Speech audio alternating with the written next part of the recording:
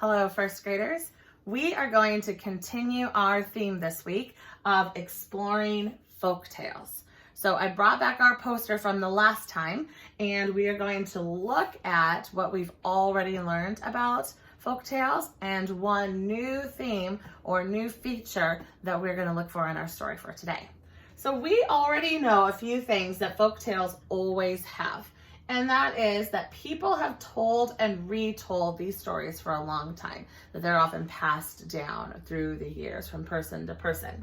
We know that the characters are either good or bad, and we know that everyone learns a lesson at the end, some sort of lesson. There is a lesson or a theme to the story in general that we as the readers are supposed to learn as well. We also know that there are some features that happen often or sometimes in the stories. And in our last book, in The Princess and the Pea, that was that we sometimes, the books use cleverness or trickery to solve the problem. In our book today, we are going to see characters that are animals that act like people. So we see two characters. We're actually going to see a rabbit and a coyote, and they are those animals in the story, but they are acting unlike how those animals would act in real life. So we are going to switch our papers up to our chart for this story. And here is our story, The Tale of Rabbit and Coyote. And this story is written by Tony Johnston and is illustrated by Tommy DePaula. And if you recognize that name, that's because he is actually a famous author and illustrator of his own books as well, not just other people's. So if you've read Strega Nona, you might have recognized that name. The Tale of Rabbit and Coyote. This is a Mexican tale about a rabbit who is always tricking a coyote. And it ultimately tells you a story about why coyotes howl at the moon. And the lesson of this story is that you should not trust people who continue to trick you. I mean, that kind of makes sense, right? And we're not talking about like the tricky way that your friends might trick you to be funny or to be silly, but like if a person is like in a mean way, like tricking you out of something, like we should not trust those people and let them continue to treat us that way. And also that even small people can be clever and use their brains to get out of danger. Just because you're small doesn't mean you can't use your brain and think really fast and figure out a way to get away. So that's what we're going to be looking at in this story today. Before we start, we have our vocabulary words like we always do. And our first one is going to be the word scattered. The word scattered. That really means to be tossed around. Sometimes that might mean on purpose. Sometimes that's not on purpose. In this case, there's a farmer who's upset to find that his chilies are scattered around a field. They're all mixed up and kind of tossed around. Scattered. So I'm going to take one of our pieces of tape. We're going to add this to our chart so it's ready to go. And we're going to look at our next word, which is pleaded. And to plead with someone is to beg for something. It's another way to say beg, like you're saying please. I always think of please because it starts almost like please does when you're pleaded. So this is, they pleaded for them to stop, or they pleaded for one more scoop of ice cream when you're asking or begging for something. So we'll add that as well. And we have one more word to look at. And our last word is the word furious. Furious means so mad. You see how I'm making a mad face with my eyeballs? Making a mad face. You're furious. Your face is all squished up. You're so angry. It is a really fancy way to say you are so mad. So furious. And we might see this word more than one time in our story. So you might have to look out and you might catch me missing a word too. And it'll be kind of fun to see if I remember where all of these words are in this book as well. So The Tale of Rabbit and Coyote.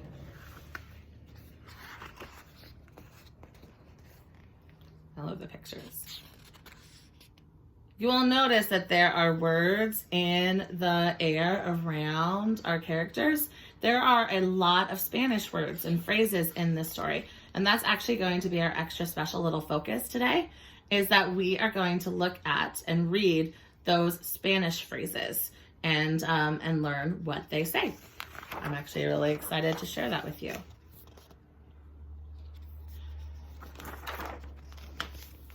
So here's a rabbit. One full moon night, Rabbit found a field of chilies. He's so pleased to see them all glossy and green that he jumped right in and ate the biggest ones. And you'll see it says right here, it says, Hola, cena, and that means hello, dinner. Hola means hello. Oh my, look at this poor farmer though. When the sun rose, the farmer came to check the chilies. They were scattered everywhere, and the biggest, glossiest, greenest ones were gone. Look at his face. Does he look happy or upset about that? It says, mis chiles. He's very upset. Look at his angry face. Where'd they go? Among the plants, he saw rabbit tracks. So what did he do? He made himself a beeswax doll, and he set up that doll in the middle of the field to catch the chili thief. So it's kind of like a scarecrow, but not made out of straw. It's made out of beeswax. And around the words say conejo malvado, which means wicked rabbit.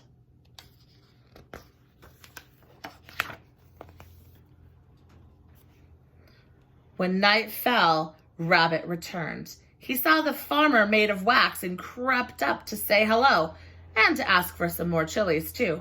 But the wax farmer had nothing to say to Rabbit. Nothing at all.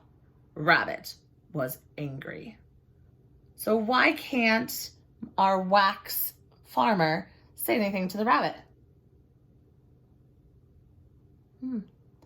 And why do you think that the rabbit is feeling angry? I'm going to ring our bell. Great.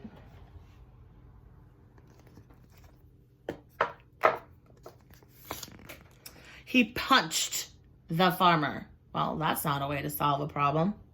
His right paw stuck in the wax. Still, the farmer said nothing. So he punched him once again. His left paw stuck too. Rabbit was fuming mad, but the wax farmer was silent as the stars, so he hauled off with both feet and walloped him. Ay, ay, ay. Then Rabbit was trapped for sure. So our words on this page say, que persona tan pegajosa. What a stinky person. I think in this case it means what a mean person, what a stinky thing to do versus that he smells bad. This beeswax actually smells pretty good. When the real farmer came to check his trap, he was delighted to see the rabbit there.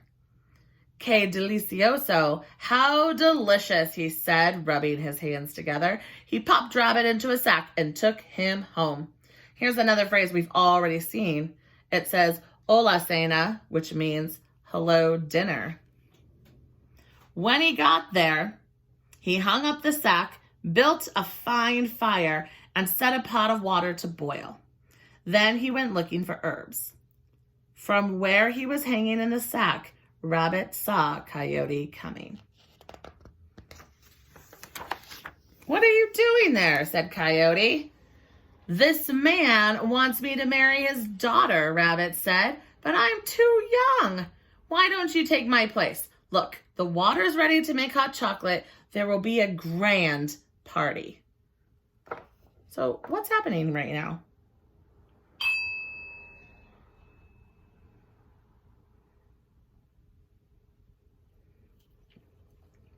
When the farmer came back and took down the sack, he saw Coyote inside it.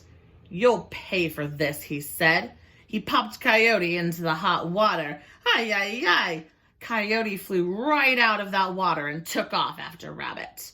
This is Conejo Malvado. Remember, Wicked Rabbit.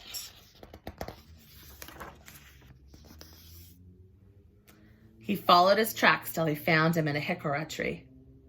I'm going to eat you now, said Coyote, for he was very furious. Furious. So what did Rabbit do? Once again, the Coyote is saying, Hola, Cena. Hello, dinner. He thinks he's going to eat you. Well, he knew that Coyote couldn't tell the difference between the fruit of a jicara, hard as a rock, and the soft, sweet zapote. Why eat me, asked Rabbit, when right here I have sweet zapote fruit instead.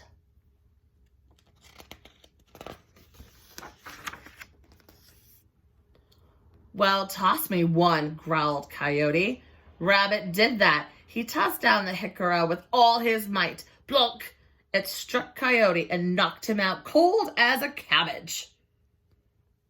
When Coyote woke up, he tracked Rabbit till he saw that furry scoundrel resting against a large rock at the edge of a hill. This says, Te voy a comer, manito. I'm going to eat you, little buddy. Think he's going to succeed? I'm not sure. This rabbit is quite the trickster. Please don't eat me, pleaded Rabbit, leaning against the rock. Can't you see that if I don't hold back this rock, it will roll down and crush the world? Here, you hold it while I find some people to help us. What did he just do? Coyote believed Rabbit and took his place. Rabbit hopped off free as a bee. He says, hasta luego. See you later.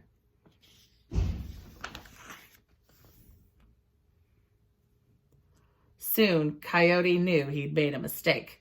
He went after Rabbit, muttering all the while. When at last he found him, Coyote said, now I'll eat you. But then who will take care of the little children in this little school? Said Rabbit, pointing to a wasp's nest. Uh-oh. On a low tree branch. Someone needs to give it a knock if a pupil tries to leave. Think about what you know about wasps and what would happen if someone gave that wasp nest a knock.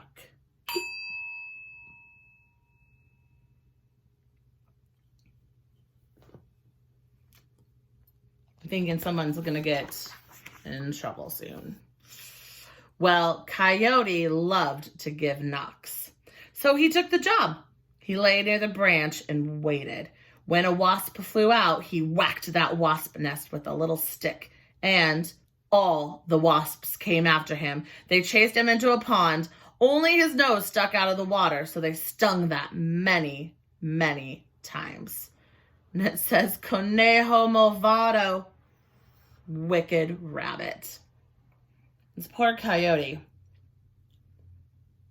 I'm not sure he's learning his lesson yet to not trust people who continue to trick you. It was pitch black night when Coyote found Rabbit at the edge of a lake. Now he was really going to eat him. But Rabbit said, why eat me, Coyote, when I have been waiting for you so we can share the cheese that you see there? Rabbit pointed to the moon's reflection in the water. See, we have a pond. And here's the moon's reflection.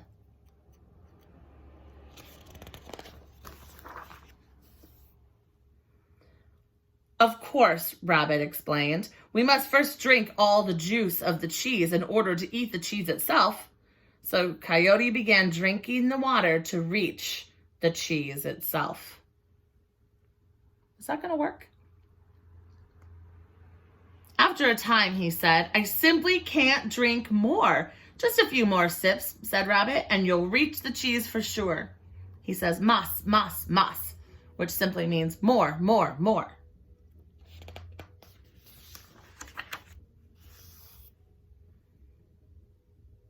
Coyote drank more.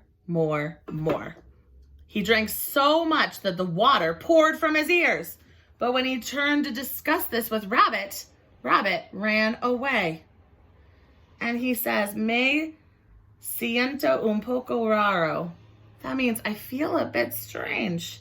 Coyote ran after him the best he could, but he was swollen as a sponge. He can't go very fast, so full of water. Now, Rabbit knew of a ladder that reached up into the sky. He began to climb it, up, up, up, and he hopped all the way to the moon. He says, Adios, amigo, which means goodbye, friend. Then he hid the ladder. Far below, he saw Coyote looking for him up in the sky, but try as he might, Coyote never found the ladder. He's looking everywhere, and he can't find that ladder. That is why, to this very day, Coyote sits gazing at the moon. And it shows him howling, Conejo malvado, wicked rabbit. And now and then he howls at it, for he is still very furious with Rabbit. The end. I want you to think about that story for a moment.